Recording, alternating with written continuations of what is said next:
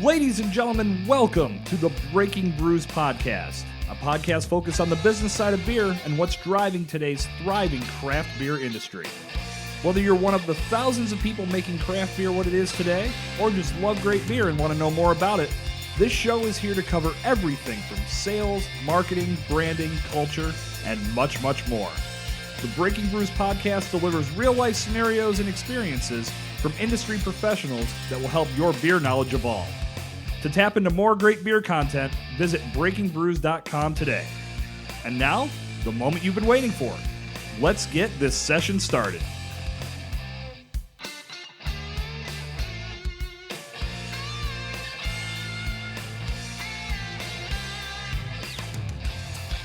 Ladies and gentlemen, boys and girls, welcome back to the Breaking Brews podcast. I am your host, Jason Sircone. You are strapped in for session 10 of the show. If you like what you've heard in sessions 1 through 9, jump over to iTunes/Apple Podcasts and give the show a rating and review.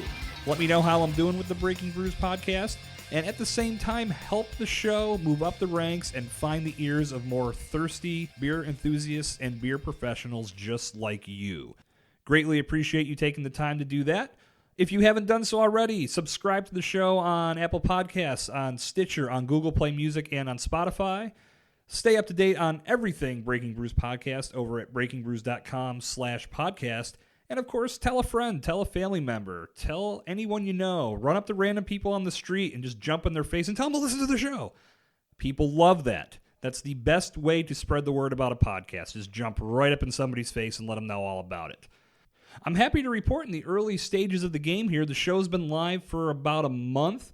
It's been heard in 10 countries and almost 150 cities so far. So thank you for helping spread the word. Again, we've got a long way to go, and we got nothing but time, ladies and gentlemen. So the Breaking Brews podcast is going to continue to unfold on a weekly basis. New episodes dropping for you each and every Wednesday. Hope you're tuned in, subscribed, and ready for some good content. Now, if you listened through all of session 9, which you should have done with all of the episodes, like I said, if you haven't done so, jump back in the archives and give it a listen. But if you did listen to session 9 all the way through, I did preview that today's episode was going to be about small-scale distribution for breweries. I decided to call an audible. And the reason I called an audible was session 5 of the Breaking Brews podcast focused in on some social media marketing initiatives and strategies and techniques. And I wanted to continue that conversation on the 10th episode. And I'm thinking that as the show continues to move down the tracks, every 5th episode is going to focus in on those subjects. So again, session 5 was all about Facebook, Twitter, and Instagram.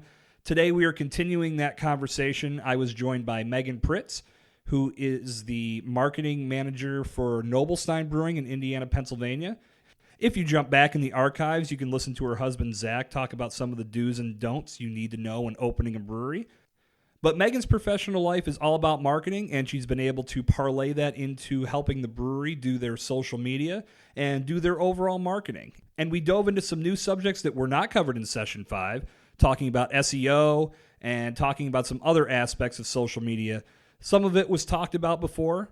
Again, never hurts to have some refresher. So it was great to get Megan's perspective on how she applies these initiatives to Noblestein Brewing and how it's helped her develop a great voice for the brewery. So if you want to check out everything that Megan's doing with the Noblestein brand and see what they have happening with their beer releases, with events. Now, if you want to get some perspective on what Megan's up to with the Noblestein social media accounts, you can jump over to Instagram and look them up at Noblestein.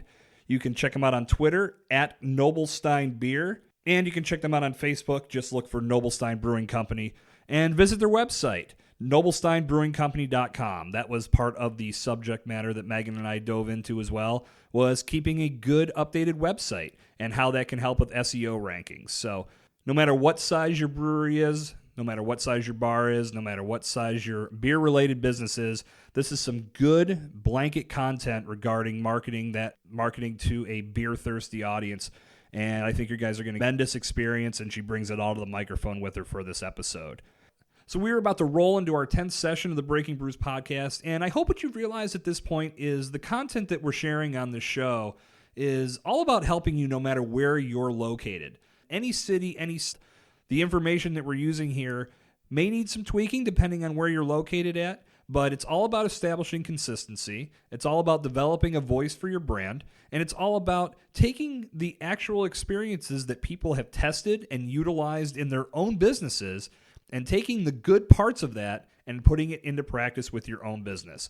That's going to be what continues to drive the content of the Breaking Brews podcast, and I am very excited to continue bringing it your way every single week. So subscribe to the show, tell a friend, stay tuned in because we are just getting started. So let's dive into session 10 of the Breaking Brews podcast with Megan Pritz of Nobelstein Brewing Company, and I will see you guys at the bottom of the hour. All right, guys, we are back on the Breaking Brews podcast. I am Jason Sircone, and today we are going to dive into one of my favorite subjects, marketing, and basically promoting your business in a positive respect. And today I have some help to relay this message. I am joined on the podcast by Megan Pritz. Megan, what up? Hi, how are you? I'm good.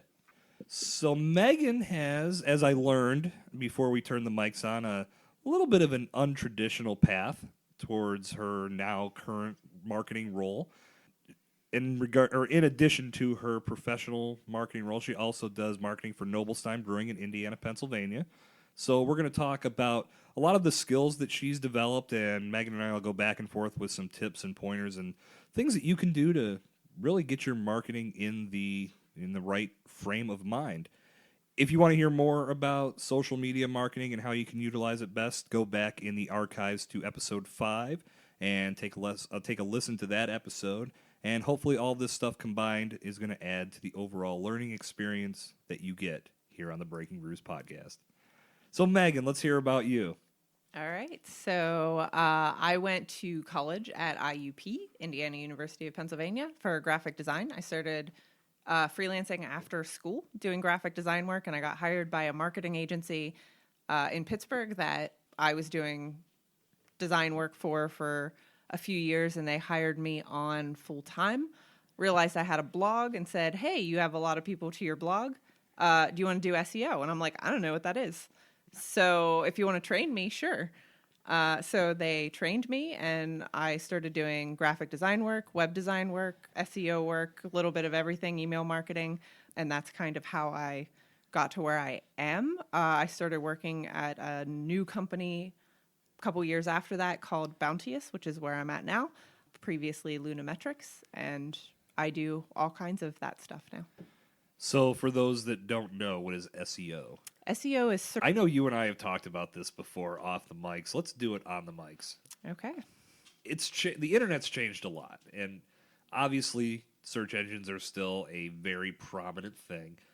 Do you feel SEO, the value of SEO has declined somewhat now that the internet is more of a social hub with sites like Facebook, Twitter, Instagram, things like that? It's definitely more difficult now, okay. I think, to do SEO. Let me rephrase that. Some aspects of it are easier, while other aspects are more difficult. So the social aspect is really helpful. Search engines have developed a lot, and so they have a better happening on the internet. It's not all about keywords now. They can actually understand conversation. They can actually understand what a page is about without putting the same keyword on the page a million times and say like, oh, it's about this thing. Yeah. So in that respect, it's easier. The user experience is better because they're not just reading the same word over and over and over again and saying, I get it. Come on. Like, obviously this isn't for me. It's for a search engine. Right. So now it's better in that respect. But in other respects, it's harder because people expect so much more from you. I have to think that a lot of it has to do with voice recognition. Mm-hmm. And it feels like a lot of folks now are finding their information by saying, hey, Siri, hey, Alexa. Yeah, and that's a good... Yeah, this is going to play an even more prominent role as the internet and technology evolves. But in regards to how a brewery could use SEO, what do you feel are some very simple things that if a brewery wants to try to get better ranking on a search engine, is there anything specific that they can do, or would it be more beneficial to keep focusing on the social media and let that be what ranks for them when? So, yes, there are things that a brewery can do. First of all, though, yes, you need a website. That is one of the things that a lot of breweries, small businesses in general, don't think they need. Yeah. They have Facebook, they have Twitter, they have Instagram, they have all the social media, whatever. It's another thing to manage, and they just don't want to do that. And my first, most prominent advice is have a website and manage it. Don't, because people are going to come to your website. They want to know who you are. They might not go to Facebook first because they don't use Facebook, or they might not use Instagram, or they might not use Twitter. So what goes from social media experts is be where your audience is, right? Because you can't promote your brand to an audience that isn't there. So have a website. Everyone is going to go to your website. They're going to try them to learn about it. You want them to learn about you, someone else. Right. It's helpful if someone else is talking about you, and that's great, but you want them to have the best information they can get, and only you can give that to them. And I think it's just as important to have a blog connected to your website. Now, there are ways that you can do a blog that looks like a website, which is, I mean, if you look at breakingbrews.com, that's primarily a blog. However, the information that I put on there is something that you would also find on a website. Sure. But at the same time, it's delivering information in a way that's consumable and digestible for those that come across it. But without that, I think it would be a little more difficult to communicate for reasons like you just mentioned, Megan. I have Instagram, I have Facebook, I have Twitter, I have YouTube, but it's a lot easier to have that hub where people can go and find out a plethora of information about what I do through Breaking Brews. So, yeah, don't take shortcuts, I guess, is probably the best way to summarize that. I know a lot of places do, and I've seen some places that have somewhat functioned without a website, but at the end of the day, it's good to have that landing point for everybody. Yeah, you want to have to go somewhere. Totally agree. And what your point about the blog, I think that is important if you're going to use it. So there are a lot of companies that start a blog, or they'll talk to an agency and they'll say, this agency told me that I need a blog, so I need to think about things to write on it, and so on and so forth. Yeah. And I don't think that's the best approach. I think the best approach would be, start a blog if you have something to say. Yeah. The same thing I think about social media. You shouldn't just set up a Facebook and let it lie dormant, because people are going to go to it and expect to learn something from you or get information from you. And if they can't get it, they're going to be disappointed. And that is their first impression of your brand, which is a negative impression. That's bad, yeah. And I think with search engine rankings, a lot of times if you search... Well, I should have done this before we recorded. When you search Noblestein Brewing, does your Facebook come up first or does your website come up? A living. I'm probably asking the wrong person that question. But there's a lot of businesses, when you do that same search, their social media will come up prior to their website, which tells me that they're not really putting a lot of emphasis on updating the website. Am I correct in that assumption? Yeah. Search engines like fresh content, and I hate to use those buzzwords, but the more you update a page or your website, the more likely it is that they're going to come back and crawl those pages, which then can be indexed, which means they show up in search engines. And a blog gives you a great opportunity to create fresh content with whatever the strategy is, whether it's once a week, once a day. Right. But I've always looked at, when you're a brewery, you have a story to tell. Whether it's the brewing process, whether it's incorporating food, whether it's special events, whether it's some industry knowledge that people can utilize to their advantage, there's always something that you can craft into a very easy-to-read story. And by continually putting out that new content, it just drives your website even further up the ranks. Definitely. So, I agree. But then again, going back to the blog, use it. Yeah, don't just have it out there with nothing on it. Right, exactly. Because there are, for example, the Noblestein website. We don't have a blog because we're not going to use it. We update events on our website all the time. So it's constantly being refreshed, at least once a month, if not more than that. If we had a blog, the things that we would blog about would have to be very particular. So we're not going to blog about the difference between a stout and a porter, because there are umpteen blogs about that, right? So we don't just want to repeat what's out there. If we're going to talk about something, we're going to make sure it's pointed and direct. Have you ever subscribed to the thought of using a blog to point towards another piece of content? Like, say, let's use your example of the difference between a stout and a porter. Say you come across an article that you feel would be beneficial to your audience. Clearly, in my mind, the best way to do this would be Twitter, Facebook, utilize one of your existing networks. But have you ever gone as far as to take that link, post it on your blog? And I'm not saying for Noble Sign, obviously, because you don't have one, but in general, have you seen this practice take place? I have seen this practice.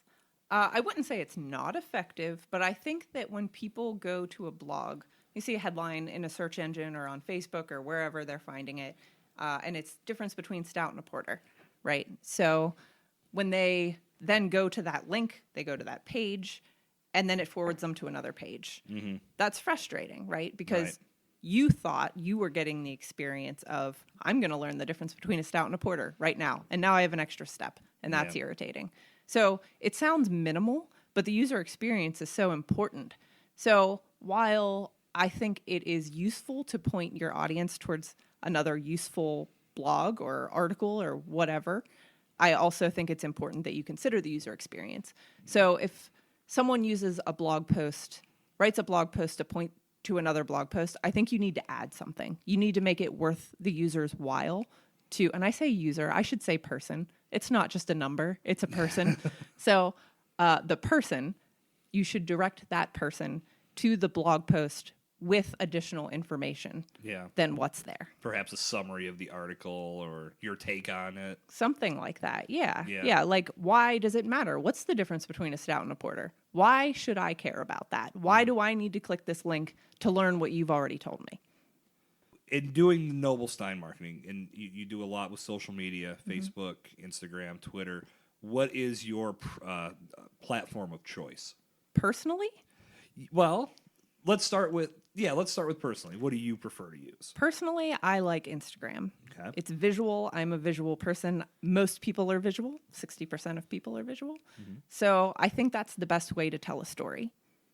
The only problem with Instagram is that a lot of people don't read those descriptions that come along with it. So they scroll through your picture. They might tap it for likes. They might not. They might comment on it.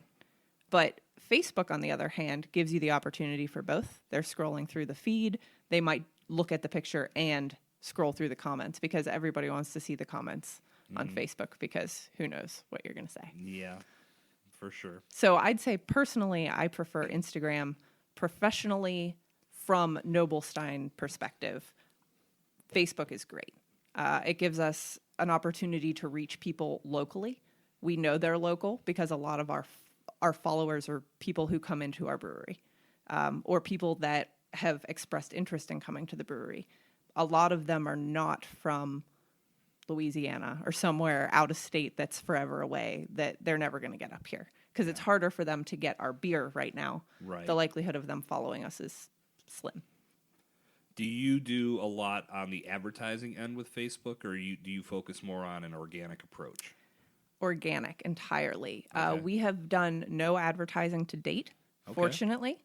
We've considered it, talked about it a lot, but I think with my background in advertising, I've worked in a lot of industries, not only for SEO, but for PPC. So I've advertised on Facebook, Instagram, Twitter, Google ads, Bing ads, Gemini when it used to be a thing. Wow, we're going back. We're going way back. Let's not talk about that. How's your Alta Vista rank these days? Oh my gosh. We'll catch you on ICQ after the show. No, thank you. So like with that background, I've learned a lot, especially in the industries that I've worked in. So I've worked in everything from alcohol to finance to flow meters to like I've worked in all of it. And I've learned that budgeting for all of those is very different. And I've preferred the small companies because it's more challenging. In that respect, I really enjoy the organic challenge of Facebook, of Twitter, of Instagram because, well, I guess Instagram and Facebook are the same thing, basically. But I enjoy that challenge to get people not only to be engaged on that platform, but then also to visit the website. I'm going to jump back for a second because I definitely want to come back to you. I mean, obviously, we know the challenges that exist with Facebook organic posts these days, but pay-per-click ads. I never really did a ton with Google AdWords. I have some experience, but it was something I never really fully put a ton of money into. How is that these days? Is this still a thing? Because I know, like, When I was dabbling, there was the whole bar on the right-hand side of the search engine that were all Oh, yeah. ads. Now it seems like it's just a couple ads placed at the top of your search if it's relevant, and that's that. Yeah. So tell me how Google AdWords and basically PPC as a whole is working these days. So we'll start with Google Ads. Yeah, that's probably the most popular, I would think. I would say that's Yeah. changed a lot. Yeah. In a good way, I think. But the difference is that it is it's more expensive now because there's no sidebar column, right? Right. So before you might have 10 ads on a page, and now you're down to 2, 3, 4 if you're lucky, right? So it's definitely a pay to play space. And the cost per click is different for every industry, I would say. Like, so in the finance industry, it's pretty expensive. If you're marketing something that has to do with pregnancy, very expensive. Yeah. If you're marketing a brewery, not so expensive, which is surprising. I was just going to say that would be surprising considering how many breweries we have now. I think it has to do with the alcohol regulations. It is very difficult to market, not so much market, somewhat market, but advertise an alcohol manufacturer without getting your hand slapped. Makes sense. You can't encourage people to drink alcohol. Right. Now it makes sense. All right. Now it's nice to revisit that. And again, I don't recommend it. That's just my personal opinion. And I've talked to some businesses that have taken everything that they were investing in pay-per-click and then additionally print ads, radio ads, television spots, magazines, throwing it all at Facebook. Yeah. So we'll talk about some differences between organic and paid on Facebook. Let's start on the organic side. As Megan and I have talked about this ad nauseum, but for your guys' consumption, you probably know if you run a Facebook page and you're strictly doing organic posting, your response is not that great. It really takes the exact right piece of content to take off and actually get some attention on your page. And even then, the percentages are pretty low based on your followership. So you said it's the challenge that you like tackling. It is. So how has that challenge been? What have been some of the victories? What have been some of the defeats? And ultimately, how do you make it work from a strictly organic standpoint? So it's been interesting. Facebook changes the rules a At lot. least once a week, right? Yeah. I try to keep up with that stuff as much as I can. I do it for my job, which makes it a lot easier. With Nobelstein, I have taken the approach like I'm playing by the rules. And I know a lot of businesses don't want to do that. They want to They want to get people to their website, they want to get them to their Eventbrite page, whatever, to buy tickets to something, to whatever they want to do. And I have definitely played by Facebook's rules. I keep people on there. I make it the best user experience that I can. I try not to post too many branded things. So I try to post other people's events or other people's blogs or regular information that would be helpful, Brewers Association, Brewers of PA stuff. We post a lot of our own events, but we promote the events that we create on Facebook. We don't promote the events from the brewery website. So it's a lot of extra work in terms of setting up events and other Facebook-related things because I'm setting them up on the website, I'm setting them up there, I'm setting them up wherever else, reiterating the process constantly. So now, I understand what you're saying. However, if you're posting a link to someone else's blog or an article that you found, that's taking people away from Facebook. Now, I'm going to add a caveat to that. On mobile, I believe now most platforms or most, like if you're on newer operating systems, it pulls up a window that's still within Facebook. Yep. So you're not redirected to a new window. So Right. is that, and I should know this, but I don't. When you do this on a desktop, doesn't it open a new window and take you away from Facebook? Yep. Okay, so in that, there's a victory there because it's something like 80+% of people are on Facebook on their phones or, Right. or on an iPad or on a device of some sort that's not a desktop or a laptop. Now, is there any plans for you guys to start doing some paid advertising? Or are you going to keep running at it from the organic standpoint? We've been fortunate to have really good luck with organic, so I think we're going to keep going that route until it doesn't work for us anymore. If there was a brewery or even another small business that said, you know, like I just can't rank organically, what do?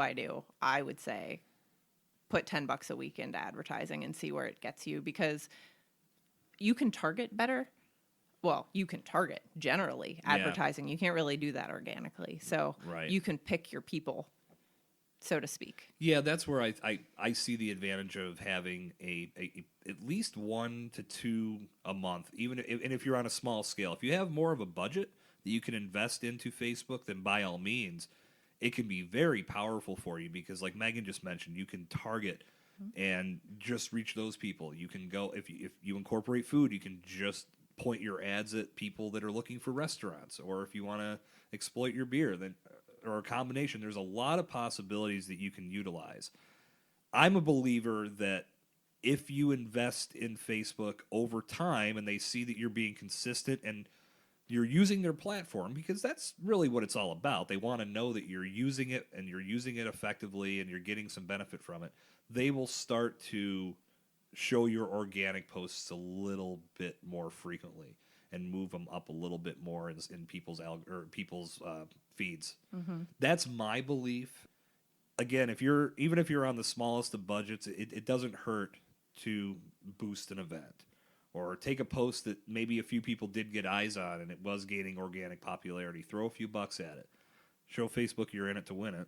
Yeah. But yeah, you guys are pretty fortunate. I don't hear that very often.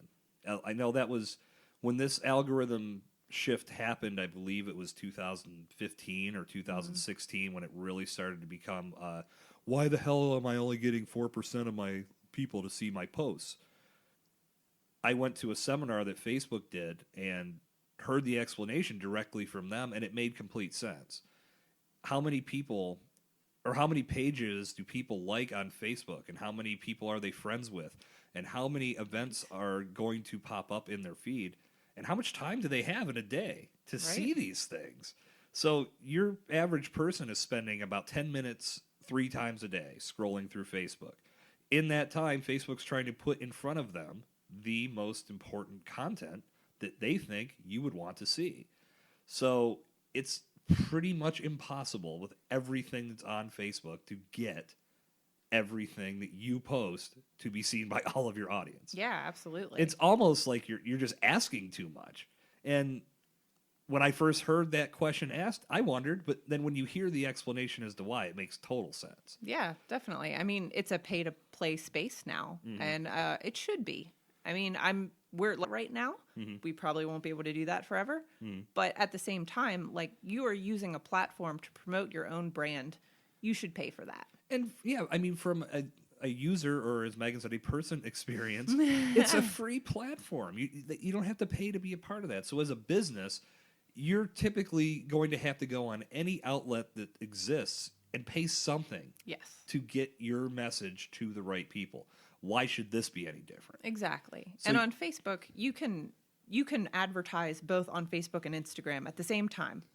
Why wouldn't you? Mm-hmm. Right? And $10 a week, if you boost a post for $10 a week, who can't do that? Yeah, you can. And the best thing about what I love most about boosting and advertising on Facebook is if you're getting the results that are trending in a good direction for you, then you can either add more to your budget, or you can just let things run out until the ad completes. If it's not over, take that investment and move it towards something else. It's so much different than your print platforms, to where you give X amount of dollars to a magazine. You don't know the circulation. You don't know how many people are actually seeing that, but you invested in that. You have to hope that the numbers that you're told are what you're getting. And that's not just limited to magazines. Anything you put into print or radio or television actually gives you trackable, tangible results on your phone every day. There's an app. That's something else we can talk about. What you said about having tangible evidence. Like, I think it's really important that not only are you advertising and hitting the people that you need, but is it working? Mm-hmm. A lot of people advertise without ditches into this. I haven't gotten downloads of this thing, or people haven't come in and bought my product or whatever. Have they? Are you tracking that? Do you know that for sure? Because you're probably not. You're probably just looking at the numbers. Oh, well, I had how many likes? Cool. What'd that get you? That's where this gets tricky, because by no means do I want to say this is easy, because you still have to create the right content, and you still have to point it at that when I'm in my daily routine of scrolling, it's going to jump out at me. So is it going to have a video that catches my eye in the first 2 seconds? Is it going to have a very sharp image that makes me pay attention? Mm-hmm. How much as a business do I want to invest? Because you could throw all the money in the world at it, but if your content still sucks, it's not. You might as well just give that money to an advertiser or to a billboard or whatever older form of media that's out there, because it's just going to end up being the same result. Exactly. Like once you get people to where you want them to go, are they getting the experience that they wanted? So if you send them to an event page, are they getting all of the information they need, or do they need to go to another page and another page to buy the ticket or to whatever? Yeah, I mean, I think the biggest thing to remember is that for the most part, we all have short attention spans. The simpler, the better. Yes. If I see a headline and it's followed by a link and the headline catches me and I want to read that and I click on the link and it doesn't take me to that, I'm pissed. Exactly. And it's instantly going to make me think differently about how they're managing their content, because if they faked me out, I don't have time to be faked out. And that's how a lot of people think. And it is true. Because, again, if we go back to that window, that the 10 minutes a day, or 10 minutes 3 times a day, your time's limited. And that's just Facebook. I don't know the numbers for Instagram. Mm-hmm. I do know, based off what my phone told me, I'm spending almost 45 minutes to an hour on Instagram every day. Mm-hmm. I mean, and I know I'm managing multiple accounts and not just mine for clients I work with. So, yeah, I get that. An hour is pretty good for that many clients. Yeah? I think so. Well, I mean, and that's the thing with, I mean, we can talk about this too. I mean, I think this translates to all social media, but Instagram, it seems to be the most prevalent. It's not so much about the likes. It's more about the engagement and the content that you get and the interaction that goes back and forth. The more to your actual content that's there, it shows that it actually struck a chord with folks. Yeah. And if you don't have that, but you have a bunch of likes, it's not going to translate. If people take time out of their day to say whatever they say, good or bad, first of all, respond to it. Don't ignore it. Yes. It'd be like if I walked into Megan's brewery and she was bartending and I said, I'll have a beer, and she just walked away from me. Didn't even say hello, just walked away from me. Great experience. Right? That's the equivalent of someone taking the time to respond to your content, good or bad, and you not doing anything about it, just letting it sit there. Exactly. And I see that so much, and I think that's one of the biggest mistakes that any business can make. Someone actually gave a shit about what you had to say, whether you say thank you, whether you say something to keep the conversation going, acknowledge that you saw that person cared. I think that's something that's pretty simple that we could all do. Yeah, I totally agree with that. If you don't respond, then that person might have responded to you thinking, oh, well, maybe I'm not going to. Oh, no, I'll just do it.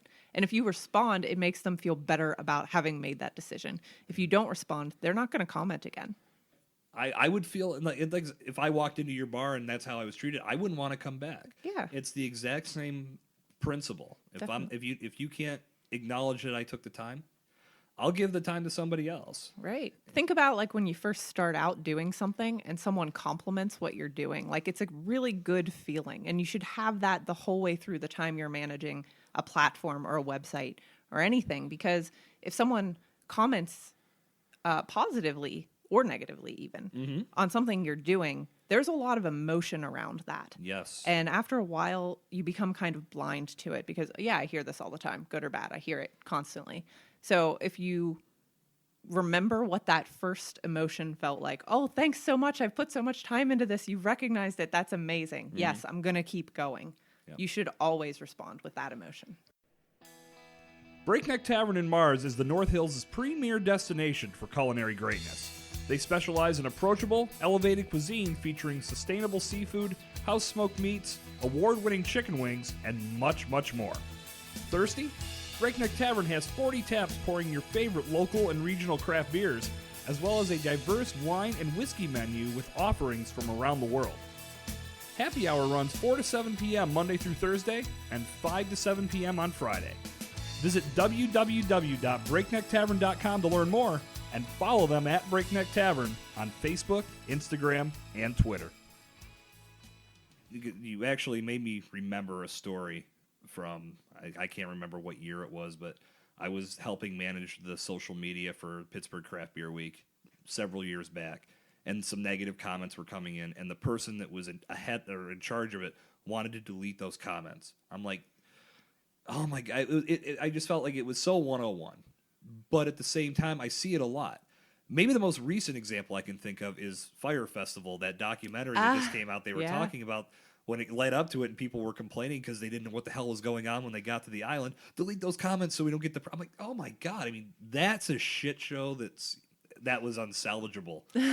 But when I think of a business that someone took the time to relay their thoughts, and even if they were negative, that should mean something. Actually, the negative comments can help you learn more. Yeah. Because they actually took the time to say, this is what I felt was wrong, or here's why my experience was bad.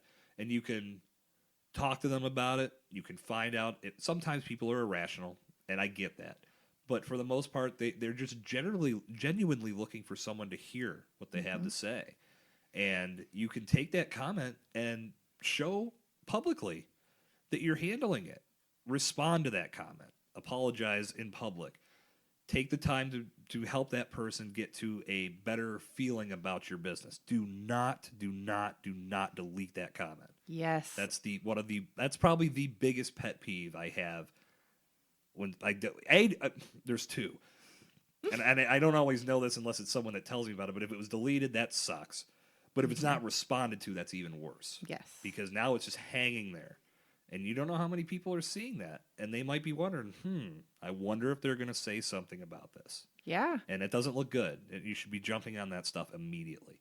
I definitely agree with you. And the same thing for Google My Business. A lot of comments come in through Google My Business for Nobelstein, for lots of businesses. And there are so many people that own these businesses that don't respond. And that makes me sad, because if I'm going to a new brewery, I'm looking at their Google My Business. I'm reading those reviews. Yep. If I see that you haven't responded to a complaint that was 3 months ago, I don't know. I'm going to question my decision, because, are you concerned about my experience? Probably not. Right. It's a touchy subject, and I know a lot of people don't like to hear that they did something wrong. Mm-hmm. But at the same time, you're never going to get it right if you don't know you did it wrong in the first place. Okay. And with the power of the internet, I know a lot of people are very down on social media. And I could not agree or disagree more with that thought, because that is the internet these days. And I know we did touch on SEO a bit, but I really feel that the internet as it exists today, it's a social hub. People are online. Before they go to Google, oftentimes they'll go to Facebook and ask for a recommendation, whether it's to buy a product or to go to a certain location, or, hey, what brewery should I go to when I'm in such and such city? Yeah. So it's hard to say that you don't want anything to do with social media, and I know there are a lot of companies out there that feel that way. I'm not going to get any value from it. That's not true. You're going to get value from it if you learn how to use it properly. And that might exist outside of your expertise. Find somebody that can help you. There are affordable agencies out there. Hell, I will gladly hop on a call with anybody. Email me at jason@breakingbrews.com, and we can talk about any struggles that you're having. And maybe I won't be able to help you with everything, but I could at least help get you pointed in somewhat of a right direction. Yeah. That shit's important to me. I see so many places and so many companies doing it half-assed or wrong altogether, or just having platforms that they're not posting to. It makes me sad. Yeah. Because it's fun. When you really think about it, it's fun. It's like when you open your brewery. You did it so you could bring a great product to the market, but ultimately the idea was to bring people to you to experience it. And when they're there, you want them to enjoy every aspect of that experience. So you're conversing with them, you're telling stories, you're making them feel at home. This should be no different. Now you're just doing it in a digital space. And the world is a digital space these days, so take advantage of it. I agree. When they're in the brewery, our goal is a 5-star experience every time, and that is in the brewery and digitally while they're there, because they're taking pictures while they're there. Yep. Their flight should be perfect. Their beer should be perfect. They shouldn't have any problems posting something because they want to share that, oh, hey, I'm at this new brewery. I just want to share this with my friends because I like it. Their pictures should be cool. Their beer should be the best color it can be. That hazy IPA should be hazy, It's a 5-star experience all around.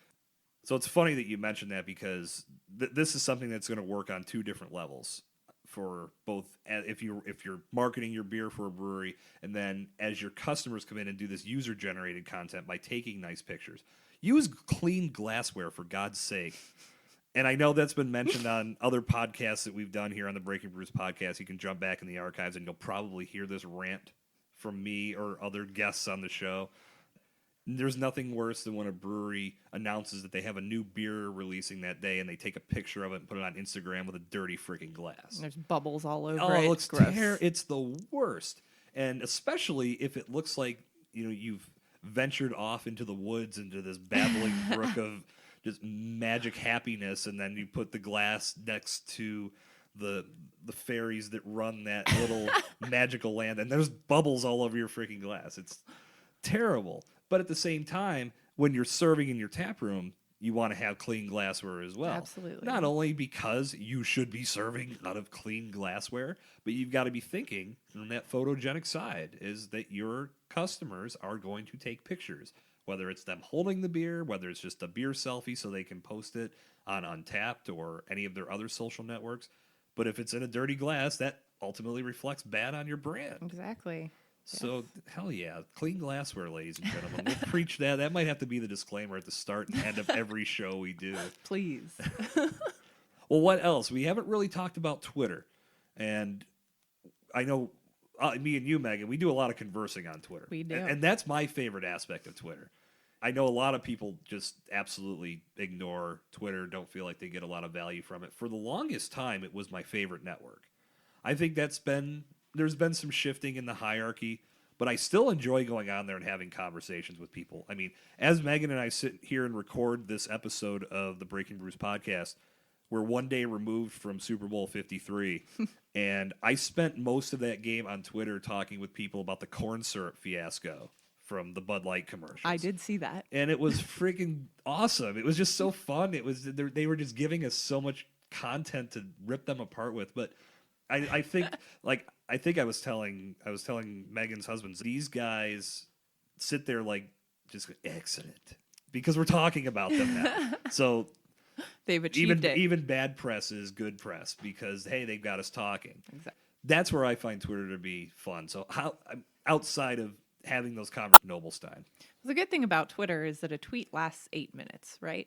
No longer than 8 minutes, if you're lucky. Wait, I'm sorry. What does that mean? A tweet? A tweet lasts 8 minutes. It's usually out of a feed before 8 minutes is up. Well, not so much anymore because now there's I mean, I know what you're saying. I mean, they had to do something because for the longest time, the people tweeting that your information did not get seen very much unless someone actually visited your profile. Right. So now, like the people that you follow, that you interact with on a regular basis, you start to see that stuff more. And that's good. Like I see your stuff all the time because I interact with it all the time, right? Yeah. So, and that goes for like the brewery too. Like the brewery, Twitter sees your stuff all the time because we interact all the time. Yeah, and it's the same on all networks. Facebook, Noblestein events and posts pop up on my Facebook feed all the time, and same with Twitter. Right. And it's great. But so if a user or another brand doesn't interact with the Noblestein brand on Twitter, my tweet's gone in 8 minutes for them, if not earlier. And so it's got to be good. Yeah. Right. So everybody thinks, oh, it's Twitter. I can just start over and do it again. And I don't subscribe to that theory. No. I think that everything you put out should be great. This is how jaded I was when Twitter first started. I thought of it as free pay-per-click. I'm like, I'm just going to post links, and I don't have to do anything else. And if you go back and look at my earliest tweets on my personal account, at Jason Sircone, they're the worst. And I wised up pretty quickly, like, this is really nothing. I'm doing nothing. I'm contributing nothing. And when it really clicked is when I started seeing conversations happen. And that's why and even back then, it was 140 characters. Now you got even a little bit more to work with. But having those conversations on Twitter can be super powerful. And it can get you recognized. So that 8-minute scenario becomes less and less of a thing because you can hop in a conversation that some people are having. Who's this brewery? Who's this person? And really contribute something that's solid and poignant, not just to jump in. Because if you jump in, you're like that clown at a party that comes up, you're having a conversation about politics and you pitch your MLM opportunity. You're that guy if you just jump into the conversation and do that. No good. But if you jump in and contribute info and content that actually is relevant to what everybody's talking about, now they're seeing you. And you start to establish that authority to where now they'll maybe go follow your page, or they'll set up notifications because they like what you have to say. Yeah. So you can really harness the power of Twitter by doing things like that. That's when I see gaps in people posting, that's the network I see it on the most. And it can go 5 days, 10 days. Christ, I'm on a mission right now as we record this episode to follow every brewery and every brewery on Instagram and on Twitter, just to develop that network and converse with everybody, because I'm in the beer industry and I want to know what everybody's doing across the country. So if I haven't got to you yet, I will. But if you want to speed the process along, at Breaking Brews Co. on Twitter and Instagram. Shameless plug. But it's crazy to me that people just don't see that kind of value, because it's just talking. It's just having a conversation. It's just done digitally, and you can really have some fun with it. That's why I enjoy those networks the most. So last thing, I think, was there anything else that you wanted to add about Twitter? I think Twitter's great for education. I agree with you. A lot of people they're not scrolling through as mindlessly as they do on Facebook, I think. So like with Facebook, it's like your friends, your family, you're scrolling, oh, this person's kid's cool, like all kinds of stuff like that. But on Twitter, most of the people you follow are people you don't know, at least in my case. That's a valid point, yeah. So it's a learning opportunity. It gives you a great opportunity. You're absolutely right. I mean, I have some friends on there, but for the most part, like I'm engaging with brands. Yeah. And maybe some brewers are actual people within the brand. So I definitely agree with that. And so that's a great educational opportunity. If you have a brand that can teach someone something, be on Twitter. Absolutely. You have a lot to say. And that's where I this goes back a ways, but I'd always heard that Twitter is one of the ultimate tools for establishing authority. Definitely. And showing that you do know what you're talking about within your industry. I think more as social media has evolved, I think they all offer that in some respect, but Twitter hasn't lost any ground in that respect. So I think we've covered a lot of good ground today, but before we wrap up, Megan, I did want to ask, what are your network allowing you to post to all the other networks? Like, for example, if you set up, I guess you could use multiple. I don't do this, so I'm a little unversed in it, but I don't like when someone posts to Twitter from Instagram or posts to Facebook from Instagram. You're just getting links and you're not getting the full experience. I think it depends on how you do it. All right. I think that it is user. If you post the same thing to Facebook, to Twitter, to Instagram every single time, if you are posting about an event and you're posting a date and a time and, it's going to be standard across the board, great, do that.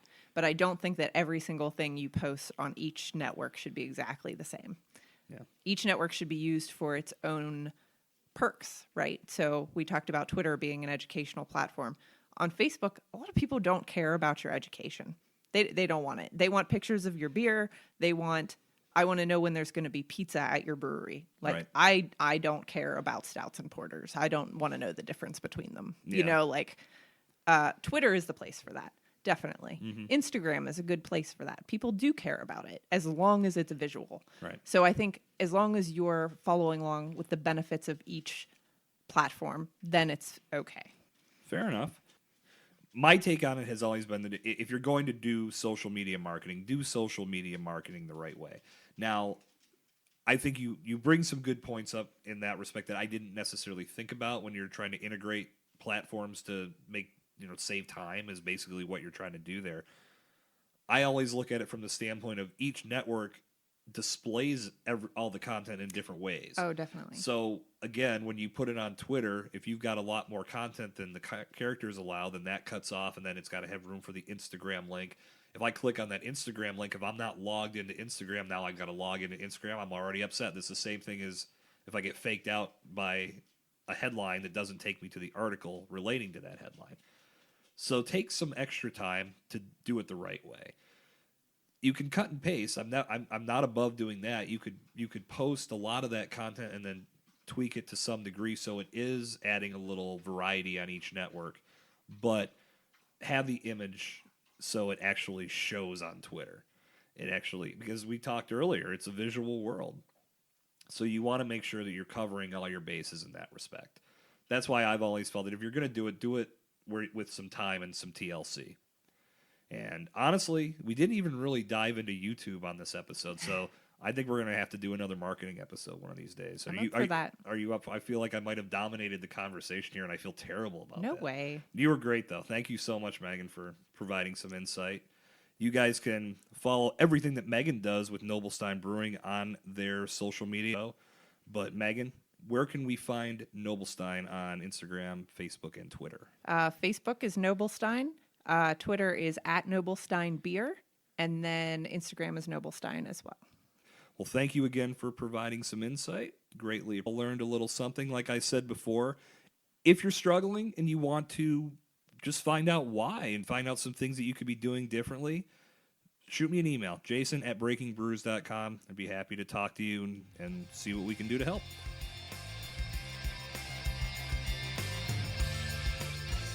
All right, and that is going to bring session 10 of the Breaking Brews podcast to its conclusion. I'd like to once again thank Megan Pritz of Noblestein Brewing Company for taking some time to come on the show, share some marketing insight, and I'm pretty sure we'll be bringing Megan about some more marketing initiatives. So once again, guys, if you enjoy what you're hearing, jump over to iTunes, drop a rating and review, help the show find the ears of more thirsty beer enthusiasts, as I said at the top of the hour. Greatly appreciate you taking the time to, and it's only going to help the show get better. And that's the object as the Breaking Brews podcast continues to come at you weekly. Want it to be the best listener experience possible. And I can only do that if I know what I'm doing right and what I'm doing wrong. So thanks again for taking the time to let me know. Share an episode on Twitter and Instagram. Use the hashtag BBPod. Tell everybody you know about the show. Let me know at jason@breakingbrews.com if there's anything additional that you'd like to hear on the show. We'll be doing some cool stuff. I've got some ideas for some interactive content for upcoming episodes in the future. I'd like to do some polls to see which episodes you'd like to hear next. So we'll get the ball rolling on that in the upcoming weeks. But as we roll into session 11 next Wednesday, you'll be hearing from Jay Beatty, who is the Vice President of Operations at 4 Mile Brewing in Olean, New York. Olean is about half an hour, roughly, from my hometown of Bradford, Pennsylvania, which is right on the border of Pennsylvania and New York. And Jay is going to share some knowledge about what it takes to open a brewery in a small community.